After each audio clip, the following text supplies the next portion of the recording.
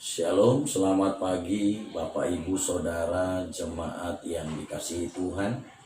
Kembali kita berjumpa di dalam ibadah online dari rumah kita masing-masing, dikarenakan kita masih dalam situasi dan kondisi wabah COVID-19. Tapi kita tetap bersyukur dan percaya bahwa kuasa Tuhan tidak dapat dibatasi oleh apapun juga. Tetaplah bersyukur dan tetaplah bersukacita menyambut kebenaran firman Tuhan. Mari bersama-sama kita akan buka Alkitab kita dari Injil Yohanes pasal yang ke-6. Injil Yohanes pasal yang ke-6. Kita mulai dari ayat yang pertama sampai dengan ayatnya yang ke-13.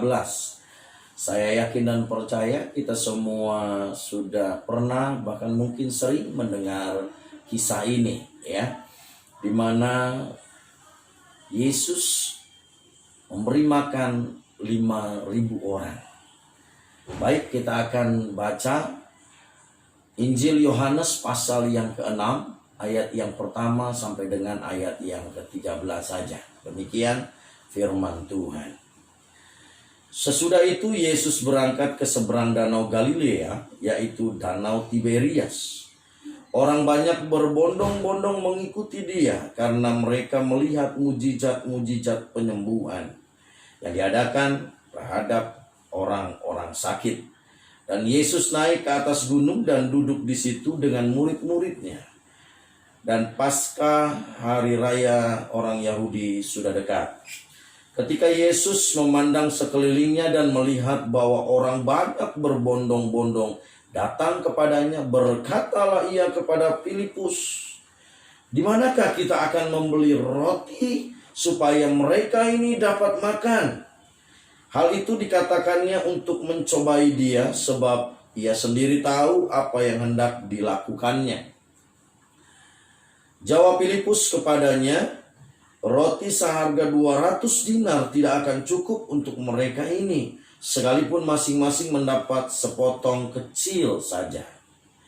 Seorang dari murid-muridnya, yaitu Andreas, saudara Simon Petrus, berkata kepadanya, "Di sini ada seorang anak yang mempunyai 5 roti jelai dan 2 ikan. Tetapi apakah artinya itu untuk seorang sebanyak ini?" Kata Yesus, "Suruhlah orang-orang itu duduk." Adapun di tempat itu banyak rumput, maka duduklah orang-orang itu, kira-kira 5.000 laki-laki banyaknya.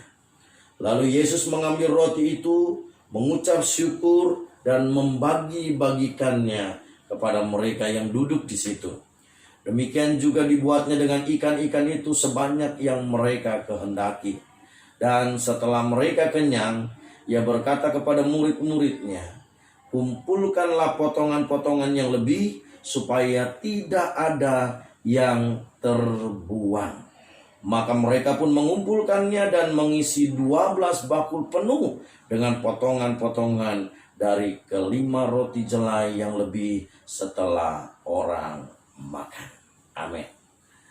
Bapak, Ibu, Saudara, jemaat yang dikasihi Tuhan, kita sudah membaca kisah di mana Tuhan Yesus mengadakan mujizat, memberi makan 5.000 orang laki-laki dengan hanya 5 roti dan 2 ikan. Bapak, Ibu, Saudara, seringkali mungkin kita mendengar kisah ini di mana Tuhan melakukan mujizat pelipat gandaan, multiplikasi dari 5 roti dan 2 ikan. Tuhan Yesus bisa memberi makan 5.000 orang, hanya laki-laki, belum terhitung wanita dan anak-anak. Dan di ayat ke-12, 13 tadi, di ayat terakhir dikatakan, ketika dikumpulkan sisa-sisa makanan itu bahkan lebih 12 bakul. Luar biasa mujizat yang Tuhan Yesus adakan. Namun bukan itu yang mau saya sampaikan kepada Bapak Ibu Saudara jemaat yang dikasihi Tuhan.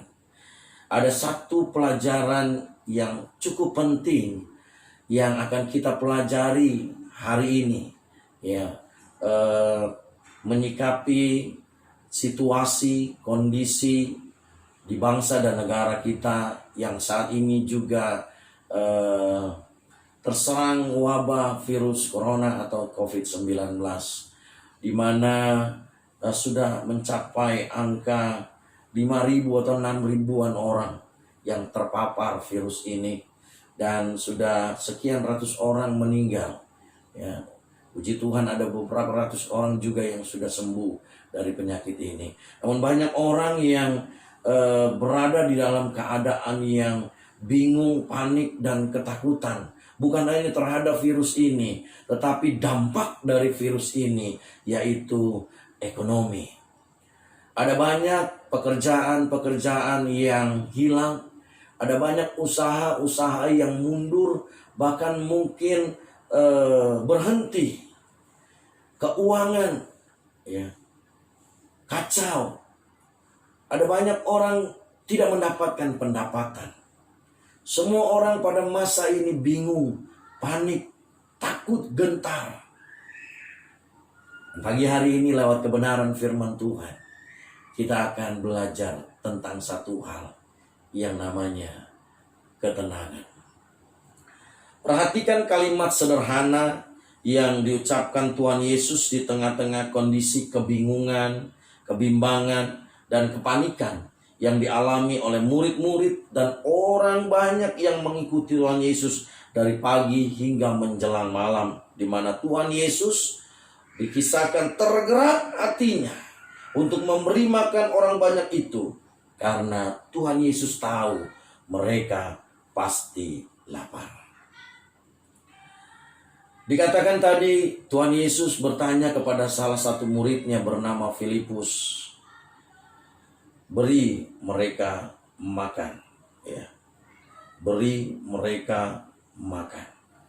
Namun Filipus balik bertanya kepada Tuhan Yesus, di mana kita akan membeli roti supaya mereka ini dapat makan? Karena saat itu sudah hampir malam dan sudah mulai gelap. Filipus bertanya, di mana kita bisa membeli makanan untuk orang-orang ini supaya mereka dapat makan? Lalu Filipus melanjutkan perkataannya yang menjadi kebingungan dan kebimbangannya. Filipus berkata kepada Tuhan Yesus, roti seharga 200 dinar pun tidak akan cukup. Filipus bilang sama Tuhan Yesus, roti seharga 200 dinar pun tidak akan cukup untuk memberi makan orang banyak ini. Lalu bukan hanya Filipus yang bingung. Salah satu murid Yesus yang lain yang bernama Andreas, yang sebenarnya sudah mendapat sedikit makanan dari seorang anak kecil, ya. Namun dia tetap merasa bimbang dan hampir putus asa. Andreas berkata kepada Tuhan Yesus, apakah artinya 5 roti dan 2 ikan ini? Apakah gunanya? Percuma saja. Kenapa Andreas berkata putus asa seperti itu? Karena hanya 5 roti dan 2 ikan. Sementara orang-orang yang harus diberi makan 5.000 hanya laki-lakinya saja. Belum terhitung perempuan dan anak-anak. Maka dari itu Andreas berkata dengan keputusasaan, apa artinya 5 roti dan 2 ikan ini? Apa gunanya? Percuma saja. Sia-sia. Tidak ada gunanya. Mungkin itu yang dikatakan oleh Andreas. Belum lagi orang banyak yang bersama-sama dengan mereka. Mereka juga mulai gelisah dan panik. Ya, meskipun di dalam Alkitab tidak diceritakan dengan jelas bagaimana kondisi orang banyak itu, tapi saya percaya Pada saat itu orang banyak itu, khususnya para laki-laki kepala keluarga, ya, mereka mulai tidak tenang, mereka mulai panik. Ya, mungkin mereka berjalan mondar-mandir, bingung bagaimana mereka bisa dapat makan. Mereka mulai lapar. Mereka bingung bagaimana mereka bisa makan bersama dengan keluarganya, karena pada saat itu sudah mulai gelap dan menjelang malam tiba. Bapak Ibu Saudara yang dikasihi Tuhan, tanpa kita sadari, seringkali kita pun seperti Filipus yang bingung, seperti Andreas yang bimbang, khawatir, dan hampir putus asa. Dan juga seperti orang banyak itu yang tidak tenang dan mulai panik ketika badai masalah menerpa hidup kita. Sehingga ketidaktenangan dan kepanikan kita membuat kita sulit melihat kebesaran kuasa Tuhan. Saya ulangi sekali lagi. Seringkali kepanikan, ketidaktenangan kita menghadapi masalah yang kita hadapi, itu membuat kita sulit untuk melihat kebesaran kuasa Tuhan.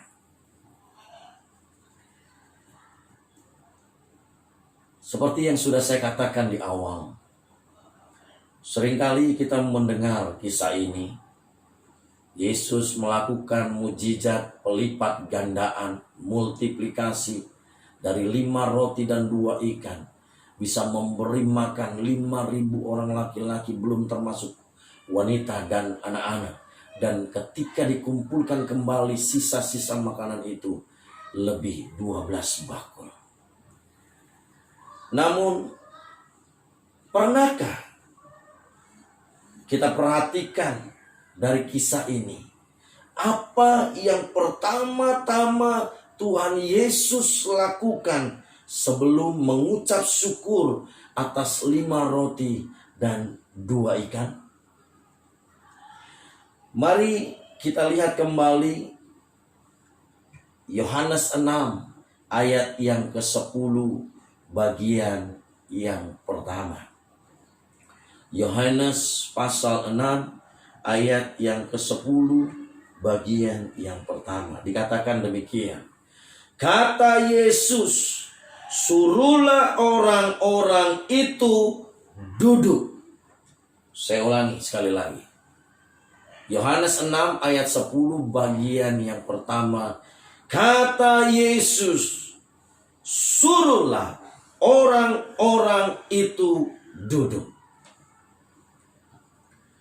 Tuhan Yesus menyuruh semua orang untuk duduk.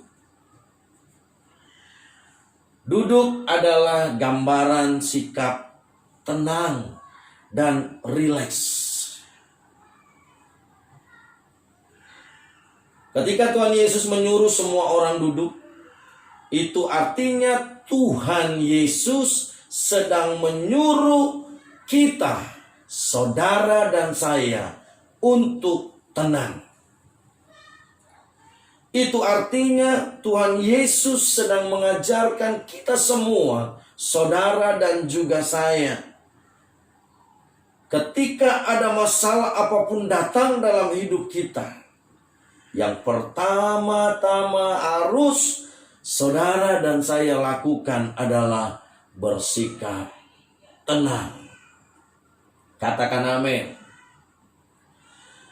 Ingat ketika di tengah badai yang begitu luar biasa, yang melanda murid-murid Yesus yang berada di dalam sebuah perahu. Yesus menyuruh murid-muridnya untuk menyeberang terlebih dahulu. Lalu murid-muridnya mulai berangkat. Di tengah perjalanan datang angin badai yang luar biasa. Murid-murid Yesus double panik ketika itu. Kenapa saya katakan double panik? Yang pertama, mereka panik, ketakutan. melihat badai yang begitu besar, luar biasa. Panik dan ketakutan yang kedua ketika mereka melihat ada satu sosok berjalan di atas air. Tuhan Yesus menghampiri murid-muridnya dengan berjalan di atas air. Namun karena kondisi yang panik, dalam keadaan takut dan gentar, khawatir luar biasa, murid-muridnya melihat Yesus seperti melihat hantu. Lalu apa yang terjadi ketika murid-murid Yesus berada dalam keadaan double panik? Panik melihat badai yang luar biasa. Panik melihat Yesus berjalan di atas air dan mereka berkata, itu hantu. Lihat apa yang Yesus katakan. Tapi Tuhan Yesus berkata, tenanglah, aku ini, jangan takut. Matius 14 ayat yang ke-27. Yesus berkata kepada murid-muridnya yang tengah panik saat itu, tenanglah, aku ini, jangan takut. Perhatikan kata pertama yang Tuhan Yesus katakan kepada murid-muridnya yang bingung, takut, gentar, dan mulai panik. Kata-kata pertama itu adalah tenanglah. Pengkhotbah 4 ayat 6 berkata, segenggam ketenangan lebih baik daripada 2 genggam jeripaya dan usaha menjaring angin. Ini menggambarkan betapa pentingnya satu sikap tenang di dalam menghadapi satu masalah, satu badai masalah yang luar biasa sekalipun. Sangat penting memiliki sikap tenang. Dengan bersikap tenang, kita bisa berdoa. Dengan bersikap tenang, kita bisa bersyukur. Dengan bersikap tenang, kita bisa menguasai diri dan mengambil keputusan yang benar. Dan dengan bersikap tenang, kita bisa melakukan perkara-perkara yang besar dan keluar sebagai pemenang dalam setiap persoalan hidup kita. Ingat Yesaya 30 ayat 15 bagian B berkata, dalam tinggal tenang dan percaya terletak kekuatanmu. Dalam tinggal tenang dan percaya terletak kekuatan kita.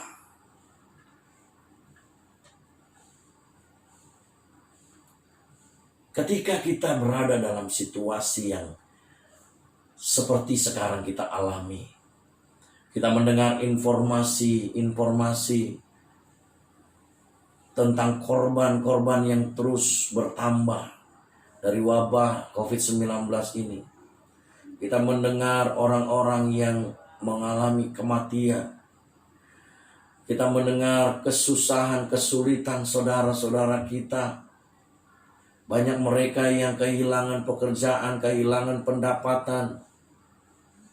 Kita mulai gentar, kita mulai takut, kita mulai bingung, kita mulai panik. Tapi firman Tuhan pagi hari ini mengingatkan kita semua, saudara dan juga saya. Tenang. Tuhan Yesus berkata kepada murid-muridnya, tenanglah. Tuhan Yesus sebelum melakukan mujizat dengan 5 roti dan 2 ikan, sebelum dia mengucapkan syukur atas 5 roti dan 2 ikan itu, yang pertama-tama Tuhan Yesus lakukan, dia menyuruh murid-muridnya untuk berkata kepada orang banyak itu untuk duduk. Duduk adalah sikap tenang.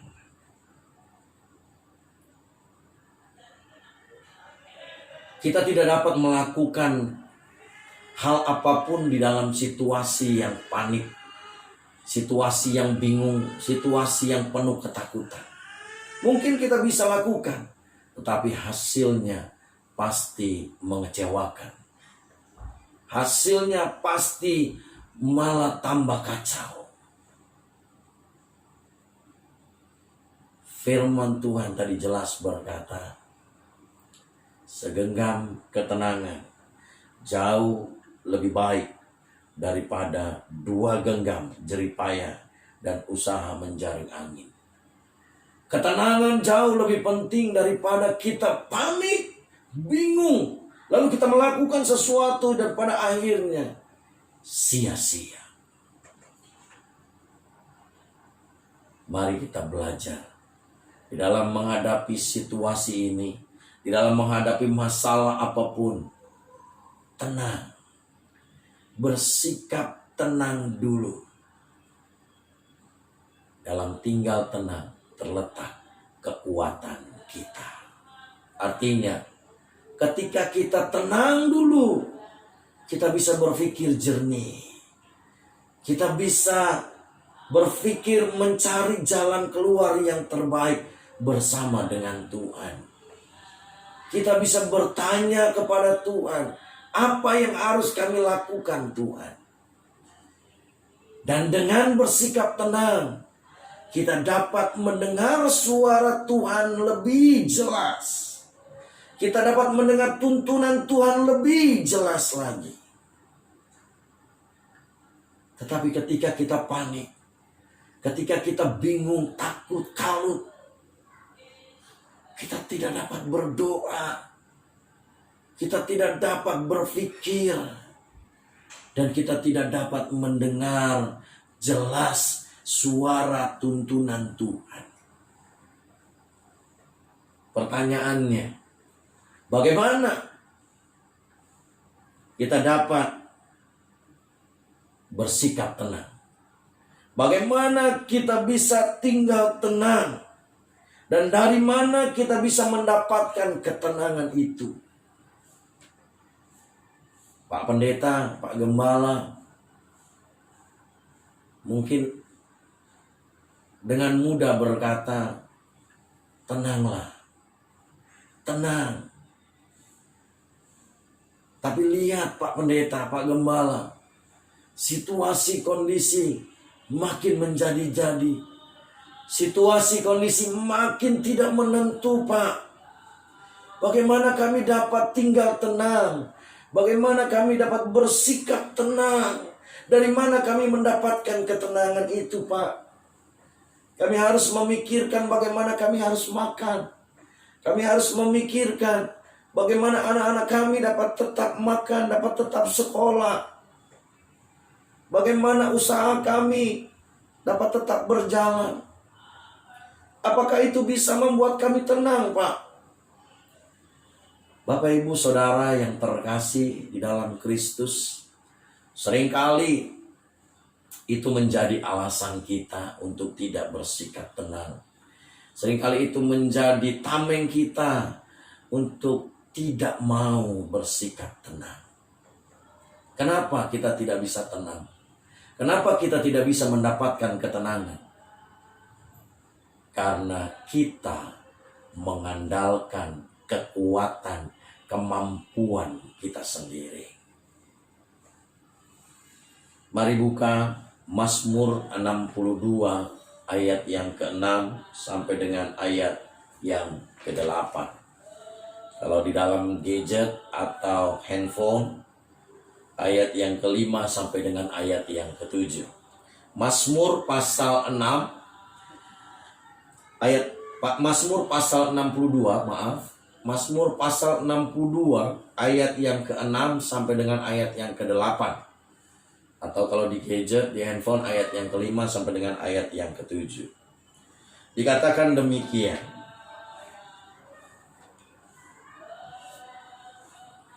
Hanya pada Allah saja kiranya aku tenang, sebab daripadanya lah harapanku.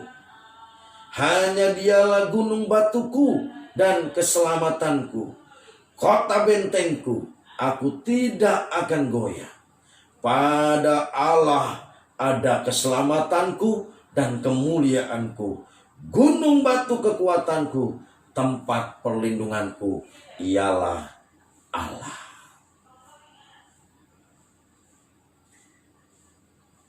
Kita pernah mendengar sebuah lagu pujian yang berbunyi, hanya dekat Allah saja aku tenang, daripadanya lah keselamatanku. Hanya Dia gunung batuku, hanya Dia kota bentengku. Aku tidak akan goyah selama-lamanya. Ini kunci bagaimana kita bisa tenang. Ini kunci bagaimana kita bisa mendapatkan ketenangan. Yaitu teruslah mendekat kepada Tuhan. Karena dari Tuhan dan bersama Tuhanlah kita akan dapatkan yang namanya ketenangan. Dan kita akan merasa tenang. Sebab Dialah pengharapan kita, gunung batu, tempat perlindungan dan keselamatan kita. Bapak, Ibu, Saudara, jemaat yang dikasihi Tuhan Yesus Kristus, tetaplah bersikap tenang saat di tengah guncangan dan badai. Artinya kita mempercayakan diri sepenuhnya kepada tangan Tuhan yang kuat dan mengakui kedaulatan Tuhan atas hidup kita. Mungkin saat ini tingkat iman kita belum sampai untuk dapat menghardik badai untuk tenang. Tapi minimal kita dapat berkata kepada diri kita sendiri, tenanglah, badai pasti berlalu. Amin. Tuhan Yesus memberkati kita semua. Shalom.